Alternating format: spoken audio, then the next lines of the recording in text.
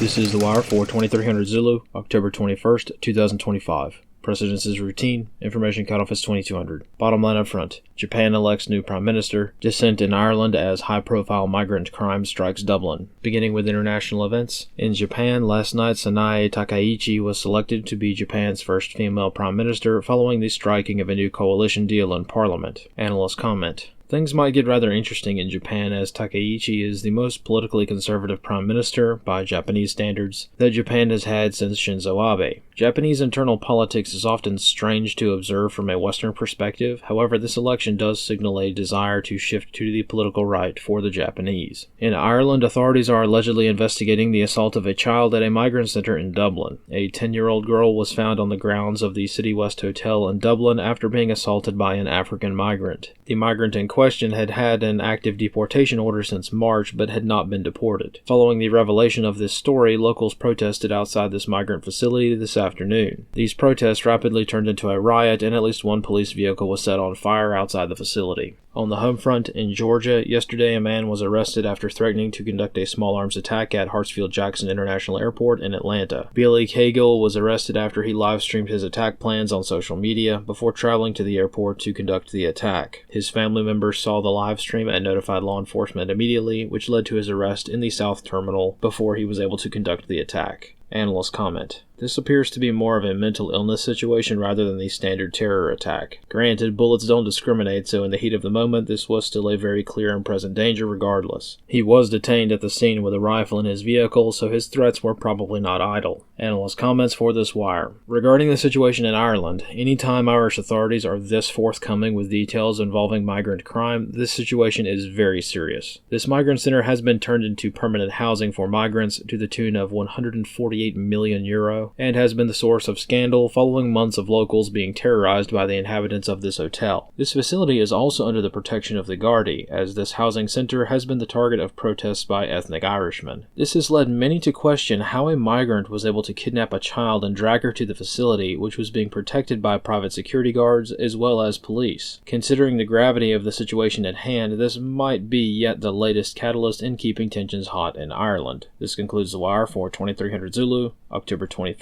2025.